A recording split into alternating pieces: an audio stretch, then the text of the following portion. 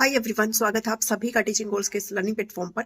आज आपके लिए एक नोटिस आया है जो कि एजुकेशन डिपार्टमेंट की तरफ से आया है कि आपकी जो एस्टेट का जो वैलिडिटी है उसको लाइफ टाइम कर दिया गया है।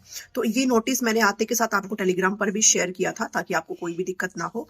बट वहां पर आपके इतने सारे क्वेश्चन आए हैं जो कि और उन सभी क्वेश्चन को रिप्लाई करना इम्पॉसिबल है, तो आपको यहाँ पर मैं जवाब दे देती हूँ। बाकी उसमें कुछ इतना है नहीं, उसमें आप क्रॉस क्वेश्चन करें। वो बहुत ही सिंपल सा एक नोटिस है जिसको आप पढ़ सकते हो। बहुत ही कम लाइनों में आपको एक्सप्लेन भी करा गया है कि क्या कुछ उसमें लिखा गया है।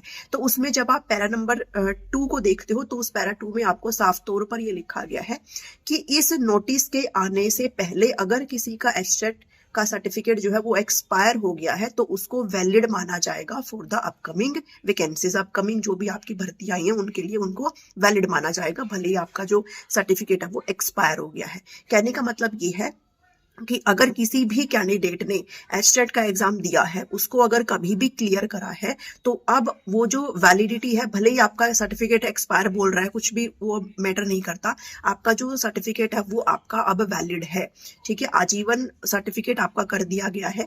तो सबसे बड़ा जो रिलीफ है वो किनको मिला है? जो पीजीटी की आपकी भर्ती निकली हुई है, जिसमें आप बोल रहे हो कि मेरा 2017 का है, 15 का है, क्या मैं भर सकता हूँ? अब यहाँ पर सब भर सकते हैं अगर आपका एस्टेट क्लियर है। कभी भी अगर आपने क्लियर करा है तो फर्क नहीं पड़ता कि आपके सर्टिफिकेट पर अब क्या लिखा हुआ है, अब आप यहाँ पर वैलिड माने जाते हैं। तो सबसे पहले तो आप अपने जो पीजीटी है उसका आप फॉर्म फिलअप करिए और बाकी चीजें आप बाद में, ठीक है, फिर आप अपनी तैयारी को स्टार्ट कर सकते हो। दूसरी चीज ये है कि जो पीआरटी की वैकेंसी है वो आपकी आने वाली है, तो इसमें बहुत ज्यादा भला उन सभी कैंडिडेट का होने वाला है जिनका हाल फिलहाल में पीआरटी का पेपर उन्होंने नहीं दिया था लेकिन पहले दिया था और जो कि बाद में आपका एक्सपायर हो गया था। तो वो सभी कैंडिडेट भी यहाँ पर अब एलिजिबल माने जाएंगे। बहुत ही सिंपल भाषा में अगर बात करूं तो एस्टेट का जो सर्टिफिकेट है अगर कभी भी किसी कैंडिडेट ने लिया है तो वो अब यहाँ पर वैलिड माना जाता है। आपको दोबारा एस्टेट देने की जरूरत नहीं है। ठीक है, बहुत ही सिंपल भाषा में आपको मैं बता रही हूँ। अब यहाँ पर नीचे क्रॉस क्वेश्चन ऐसे मत करना कि मेरा 2019 का है, मैं वैलिड हूँ कि नहीं हूँ, मैं 2025 तो आई नहीं है, 2017 है, मैं वैलिड हूँ कि नहीं हूँ। सब यहाँ पर वैलिड है, लेकिन आपका क्लियर होना चाहिए। वो ऐसा नहीं है कि आप सिर्फ बैठे हो पेपर में तो आप मान रहे हो, आपका क्लियर होना चाहिए एक बार। ठीक है, तो आपकी जो वैलिडिटी है उसको यहाँ पर लाइफ टाइम कर दिया गया है। HKRN हुआ, टीजीटी, पीजीटी, जो भी आपकी वैकेंसी सब जो आगे जो आने वाली है सबके लिए आपको वैलिड कर दिया गया है।